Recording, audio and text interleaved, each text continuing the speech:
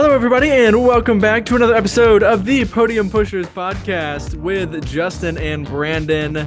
We have had a day to consider what has happened in the second to last race of the 2024 Formula One season. We are sad that the year is almost over.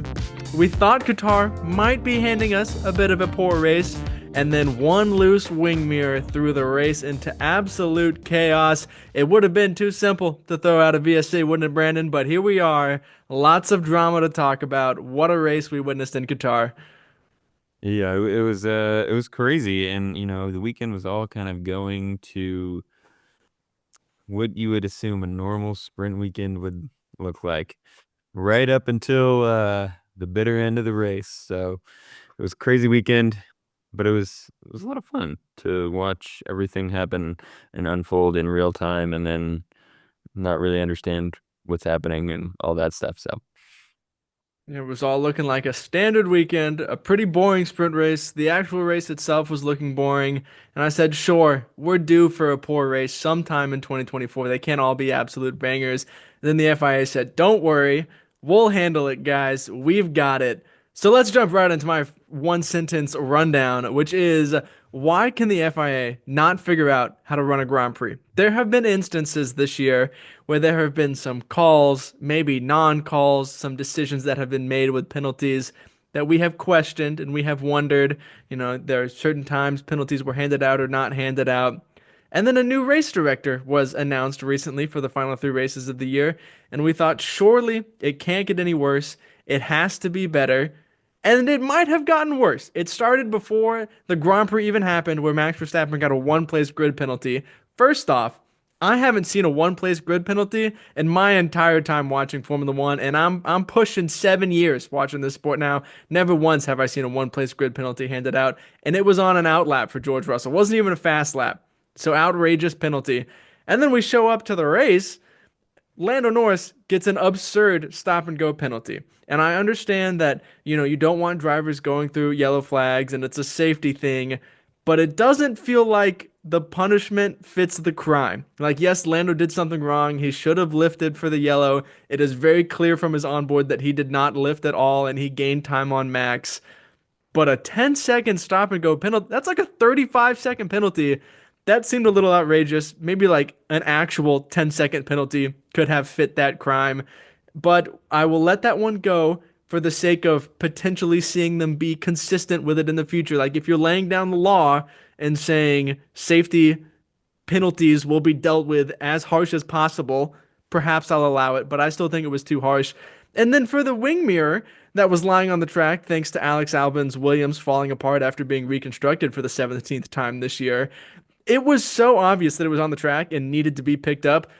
And we had this lovely thing called the VSC for exact moments like this, where you don't want to completely neutralize the race because it wasn't crazy, but you just want to slow everybody down so a marshal can run out and get it. If we're talking about safety, you're either looking at having a yellow flag the whole race, asking a marshal to run out onto a live track to pick something up, or having a driver run it over and get a puncture. And we're extremely lucky that Carlos Sainz or Lewis Hamilton did not have a high-speed accident because of running over something and getting like a puncture that was more serious. Like if it had an actual tire blowout at the end of the straight at Qatar, we could have been looking at a more serious accident. So I think the FIA just handled this race as poorly as possible. I understand stewarding and the race directors is different, but somehow, someone, somewhere in the FIA needs to figure out what is going on right now. yeah, just absolutely ridiculous. I mean, to start off with the one place grid penalty that Max received, the explanation there I thought was ridiculous, that they felt as though they wanted to punish Max, but it wasn't, as egregious of an offense as it would have been if, George was on a push lap as opposed to just an out lap, because he was on an out lap. So they gave him a one place grid penalty instead of a place grid penalty. I mean, I feel like that's just a gross abuse of power, because they are just deciding like, oh yeah, well, George made a good case for it, but it's not, he didn't quite break the rule as it's written, but maybe that was mentioned in the race notes. So like, or something similar was, I don't know what the race notes were. I haven't read them, but we're going to give him a one place grid penalty instead of a three-place grid penalty. And, just the rhetoric from Max Verstappen around what it was like to be in that room. I believe he said that he has never seen someone try to screw someone over more in his life than George was trying to screw him over, I guess. And that's crazy because we all know whose father is Jos Verstappen's. Yeah, exactly. So that was just kind of crazy. And I don't know. And of course, you have the wing mirror. Um, yeah, that's I think a slam dunk VSC. That happens, you throw the VSC out, you have the marshal come pick it up, and then VSC's gone literally like 20 seconds probably. And no, you have two punctures and two drivers whose races were effectively ruined by that. And it's unfortunate because now that has implications on um, the Constructors' Championship with Carlos Sainz getting a puncture there. Mercedes obviously is not in the fight anymore, but I don't know. I mean, I think it's a slam dunk VSC, and then the FIA comes out with their explanation, and basically the gist of it is we technically didn't do anything wrong, but it's like Yeah, technically didn't do anything right either. So exactly logic and common sense would say that maybe we should have done something different, even though it wasn't technically wrong. So yeah, I don't know. what was the plan? Just Yeah, to crazy, have crazy yellow weekend. flags for the whole race, just there in that section, just the entirety of the rest of the Grand Prix, just to wave double yellows in the one overtaking zone on the track? Like, what are we doing? Yeah, ridiculous. And yeah, I don't know. I think stewarding is different than I guess what you would call referees or in other sports, but I don't know. I feel like we need some kind of, I don't know, massive overhaul, absolute scrapping of the entire system, maybe. But there have been talks in the past of Formula One kind of breaking away from the FIA. You could make the argument that F1 doesn't really need the FIA anymore. Like Liberty Media has its own problems, and sure, I would like my ticket prices to Coda to cost a little bit less. But you think now, like Liberty Media has done a lot of good for the sport. They have expanded its reach. Now they've got good television production on their own. They're doing stuff online, their own promotion. Like you could make the argument that they don't need the FIA, and as this multi-billion-dollar production, they could pay to have full-time stewards, a race director that is in Formula One, maybe someone who has been a Formula One racing driver and understands the decisions that need to be made. Like you can't tell me that Sebastian Vettel wouldn't do a good job as race director of Formula One and would put driver safety first and equally excel in making sure that fair racing happens on track. I just think it's ridiculous that like we don't have a full-time stewarding rotation or of some sort. Like that is just absurd to me that we don't have these like year-long standards in place for stewarding of the highest level of motorsports. Like that is just absurd to me. Yeah, and honestly, when they announced new race director with only three races to go, I was like, it's kind of weird that, kind of an odd time for that to happen in the season. But, certainly it's just like three races, so maybe it'll be a good time for him to get up to speed, see what it's like to be a race director of an, in a Formula One race. It's got three races to try it out, and here we are, two I th races in. I think he's failed his tryout. If this was an audition for him, he's gone. Get somebody else in there for next year. I was Bring willing to give Michael him the Massey benefit of the back. doubt. Bring Michael Massey back. I know. I was willing to give him the benefit of the doubt after Vegas because it seemed like, they were making decisions quicker and being firm in their word. And then it took us 16 laps to decide if Lewis Hamilton had jumped the start this race. So that's out the window too. At this point, just scrap it, start over. There needs to be a serious look at stewarding in Formula One over the offseason because I feel like it has kind of been building to this moment over the past few seasons and especially this season. And I feel like it has crossed the line this weekend. So that seriously needs to be looked at this offseason. I can hand out our numbers if the FIA needs someone to call. I'm sure we've got some ideas for it. I will get off my soapbox. We started off this podcast with quite the ranting segment from us. So let's smooth things out. Brandon, what was your one sentence rundown of the Qatar Grand Prix? It was I mean, we kind of already talked about it, but it was an action-packed weekend, full of confusion, straight from the get-go. The confusion I'm referring to is mostly just everything we just talked about. But I thought that qualifying was actually for both the sprint and the main Grand Prix was very entertaining. I thought it was a great session for the McLarens in sprint qualifying, and then for Max Verstappen to claim pole position in qualifying. What performance from him. They must have made some. Look, yeah, pole position, right? Yeah, we'll put air quotes around it, but um, you know, as the timesheets read initially, Max Verstappen did have pole position. A great performance from him, and maybe some good adjustments from Red Bull overnight after a poor sprint and a poor sprint quali the previous day. Max was able to qualify well, and as we now know, eventually win the race. So, uh, great performance from Max Verstappen, and just another feather in the cap of a wonderful season for the 2024 Drivers' World Champion. Yeah, absolutely incredible race from Max Verstappen. He got that position back pretty quick, made sure everything was all in order, and perhaps we were robbed of a bit of a race at the end between him and Lando Norris. I still personally think Max had it covered, would probably have won that race either way. Red Bull's turnaround from sprint to Grand Prix, pretty impressive. Sergio Perez, maybe the most he has contributed to this team all year long was his little sprint practice session and running around in the back and trying different setups. Maybe he is trying to do his very last bit to hold on to his seat. There have been some rumors. We will talk about those more eventually.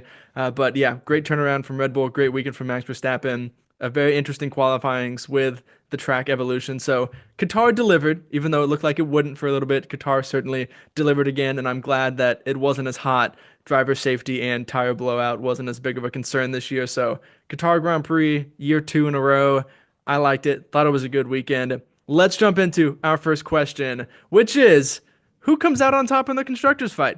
This seemed like McLaren's weekend to secure the title. They could have mathematically done it. They were in position to do it for the sprint race and the qualifying and the main Grand Prix. They're in position to absolutely score more points than Ferrari. And somehow Ferrari scores the most points. Charles Leclerc is consistent all weekend long. Carlos Sainz has his weekend a little bit derailed because of the FIA's incompetence. But now we're going to Abu Dhabi. I don't know if Ferrari will be the quickest, but certainly they should be quicker than they were in Qatar relative to McLaren. So we're looking ahead, 21 points in between them. Who is your pick to win it all in the constructors? Man, this is tough. 21's right on that bubble where it's like, I don't know, but you know what? I mean, I think mathematically McLaren's obviously got to be the favorite. But I want it. My heart says Ferrari. I think Ferrari can pull it off. Charles has been extremely consistent this weekend, especially since coming back from the summer break. And if they can win the race, that puts them in a fantastic spot to claim the constructors' title. And I believe I'm not actually going to say that. I think that if Ferrari finishes tied with McLaren, Ferrari has won more races, so they would win the championship. Is that correct? I don't know. They were explaining it before the Grand Prix. I think it would go to McLaren because they have the same number of wins and McLaren has more seconds. But then Charles just finished second, so I would have to do the full math on that. When it comes to our Abu Dhabi predictions podcast, I will know that statistic for us. All I know right now is if they are tied, we're gonna have to do some maths to figure it out further down the results order of what has happened. Yeah, yeah, and I mean, I don't know that, like you said, McLaren was in prime position to finish with the most points over the course of the weekend. I don't know if they would have locked it up right there at the end before Lando's penalty or not, but um, then the penalty kind of blew things wide open. And, of course, Lando had the penalty, but also then Carlos got the puncture. So that kind of neutralized things even more. But great performance from Charles to get some good points. And Ferrari did end up scoring the most points over the course of the weekend, which I am very happy about. So that's awesome. It was really looking like that wasn't going to happen. But right there at the end, we got it figured out. So yeah, I'm my official prediction. I'm gonna go with Ferrari. I think they could do it. Yeah, cannot believe you pulled that Ferrari most points prediction out of the bag. I thought for sure it wasn't going to happen, and you will get that point later on in this episode. I want to pick Ferrari too. McLaren have just found a way to fumble everything this year, so I could see it continuing in this as well. I think that it is not necessarily up to McLaren or Ferrari who wins. I think it will come down to George Russell and Max Verstappen. Honestly, I think we have seen that they are the two drivers who have been in the fight with those two teams. I think it is clear that Mercedes and Ferrari have had the fastest cars over the past 2 weekends, and George and Max have been kind of dragging their cars up there. Las Vegas was a little different, and Mercedes was clearly the fastest, but George and Max are the two drivers that are consistently putting their cars in that top six fight. And so I think if the teams are pretty close on pace, but then you throw Max and George in there, if those teams are sandwiched either side of Max or George, that could extend that points gap between them and let one of them either secure the championship or pull off a comeback. So we'll have to see who is quickest when we show up to Abu Dhabi. And if it is like a 1, 2, 3, 4, then McLaren could be fine. But if they find themselves behind Max or George, as we have seen those drivers mixing it up for the past few races, then that could drastically change the championship in a way that's kind of out of their hands. That's true. Yeah, I am so excited for Abu Dhabi. It's going to be a fantastic race because I think truly the pace this last, well, again, excluding Las Vegas, I think it's been truly kind of up in the air who's the fastest car recently. And so on any given day, it could be Mercedes, it could be, in Brazil it was Max, and then, in those conditions, and then we go to Vegas and it's George and Mercedes, and Lewis also had great pace, and I don't know.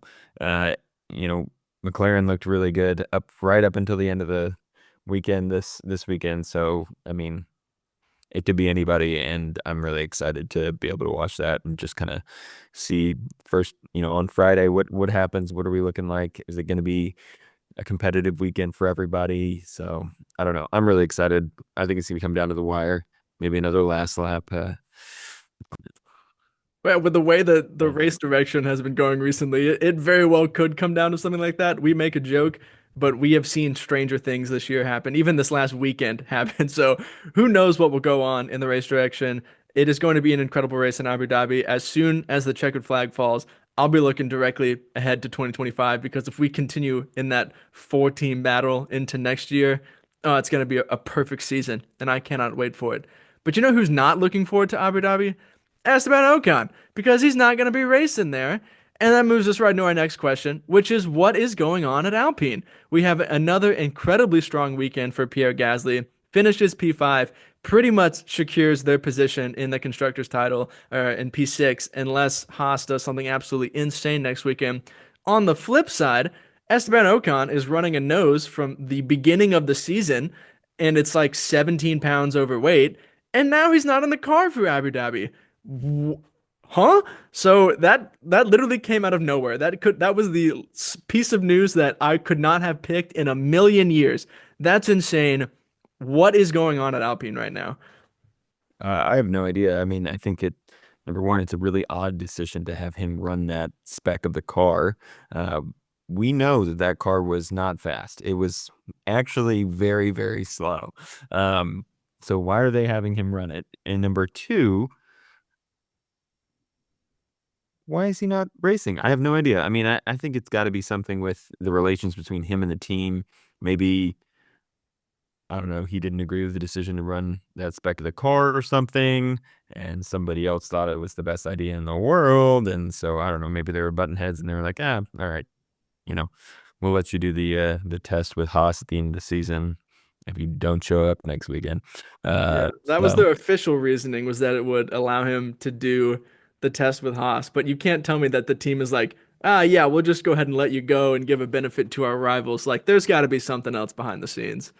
yeah, yeah, exactly. And it's like if that was truly the only reason, it's like that decision would have been made 10 races ago then. Yeah. It would have been announced a long time ago. But, good for Jack Doohan, who's going to get a little bit of extra time in a Formula One car and maybe get up to speed a little bit faster as next season starts. So, Yeah, we have seen a lot of young drivers perform pretty much instantly when they get put in the car this year. So do we think that this is just getting Jack in early and letting him get his feet wet before he jumps in next year? Or is this like a bit of an audition for Jack doing because we've still heard the rumors of Franco Colapinto looming in the background, him potentially getting a drive with Alpine or something like that. So is that potentially a factor? Or do we think that's just, what it happens to look like and Jack's seat is completely safe for next year? I personally think Jack's seat is completely safe. I mean, they have no reason to not sign him. I mean, Jack was a good racer in F2, and he, has performed well for Alpine in the tests and things that he's done for them, and they signed him like a really long time ago this year. So I feel like they have no reason. It's not like Franco is like out here winning races in Williams. I mean, if he was, then like it'd be a different story. But I think that, while Franco has done a lot to perform really, really well this season, I don't think that he necessarily will get a drive in 2025. Not to say that he's not deserving of one. He's done a lot of good things, but especially the past few weekends, he hasn't kind of performed up to the same standard that he has when he started out. So maybe those have tempered a little bit of the rumors. I don't know. We'll see. But I think Jack's drive is safe.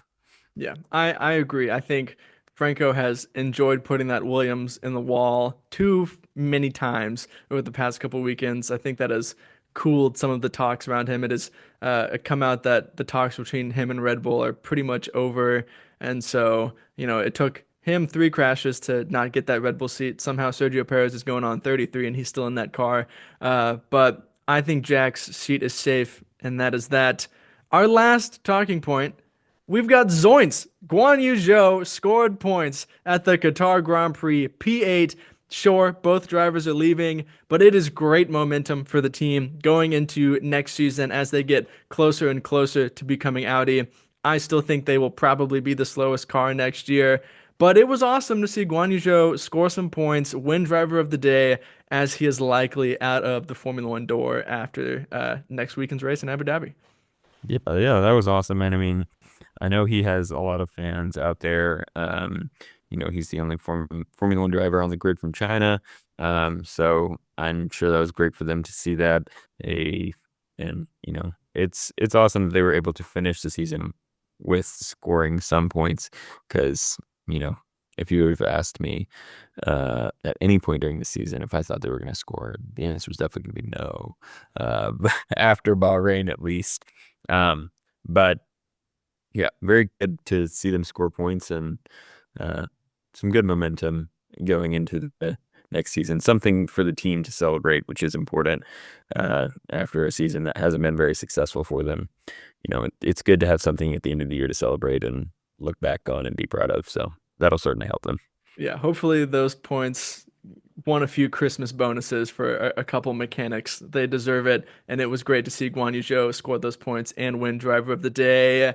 It is time for our predictions to recap how they went going into the weekend. I was winning 27 to 23, but all is still on the table. It's up for grabs. Either one of us could win it. Podium pusher of the weekend, I predicted Oscar Piastri, and even though he won the sprint and finished on a podium, I can't give it to him. The sprint was handed to him by Lando Norris, and I think he would have been overtaken by George Russell if Lando didn't give him DRS. And then the podium he kind of lucked into as well, and Lando would have finished on it instead of him. So even though the results look good on paper, I can't claim the podium pusher point for Oscar Piastri.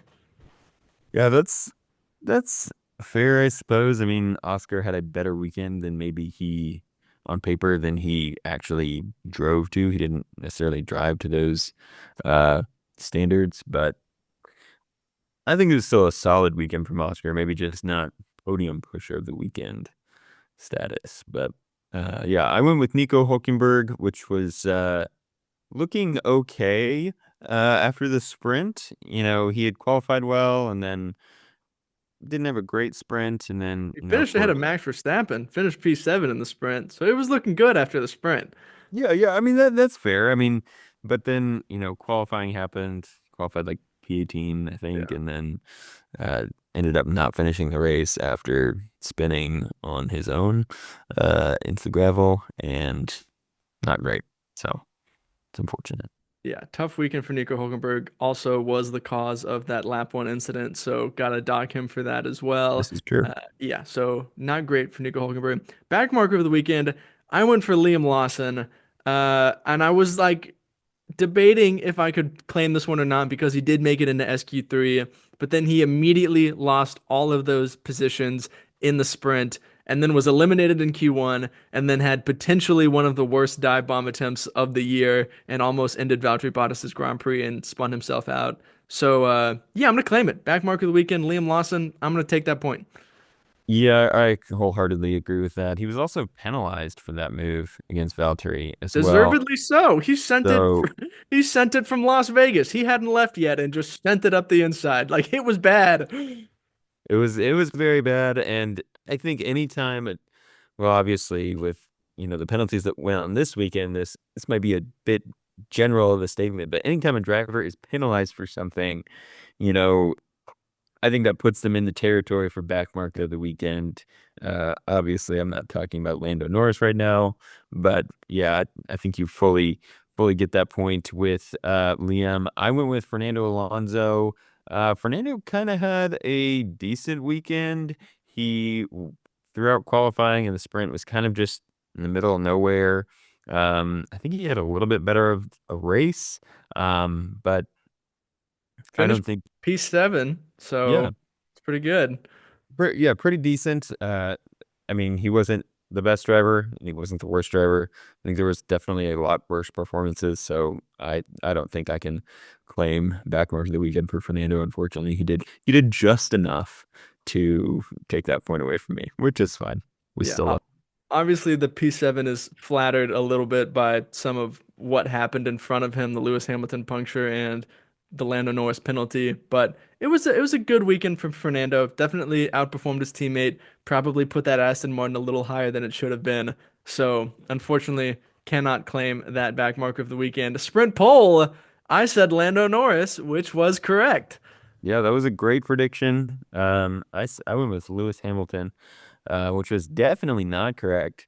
And if you watch Lewis's interviews after the sprint qualifying session in the sprint, I was pretty sad to hear Lewis say what he did. He just said, I'm just not fast anymore. I'm just a slow driver. So I don't know what's wrong with me, which it's strange to see a seven-time world champion say that.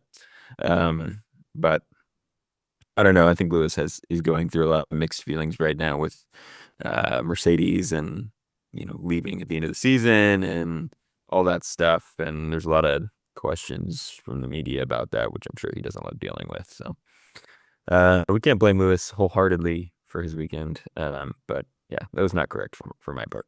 Yeah, I think he just hasn't agreed with that Mercedes really since 2022. So I'm hoping for an upturn in form from him next year when he goes to Ferrari, has a bit of a career revival. That would be great to see. Sprint winner, I went for Oscar Piastri, which I thought wasn't going to happen. And somehow Lando Norris, little last lap switcheroo, and that is a point for me. Last lap, it was last corner switcher in the final dying seconds of the race. I think Oscar won by he was like a tenth, Yeah. uh, which is crazy. But yeah, it was looking great for me in that right up until the very last corner. But that's okay. Great predictions from you. I said Charles was going to win the sprint. He obviously did not do that, but that's okay. Yeah. Grand Prix pole prediction, I went for Charles Leclerc, which was incorrect. I also went with Charles Leclerc. Incorrect. And I'm just going to go ahead and rattle off my podium here because it is all wrong. I said George Russell P3, Lando Norris P2, and Charles Leclerc P1, which was just not even close, and no points for me. Yeah, I mean, two out of the three of my podium choices also not even close. I went with Lewis Hamilton in P3.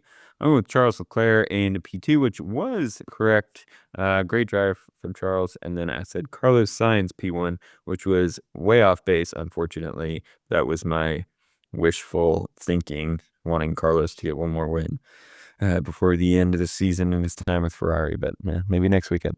Yeah, he still can. It's not over. Perhaps, we would maybe see some team orders to let Charles Leclerc get P2 in the Drivers' Championship, which would be hilarious to see Lando Norris finish P3 in his first ever title fight.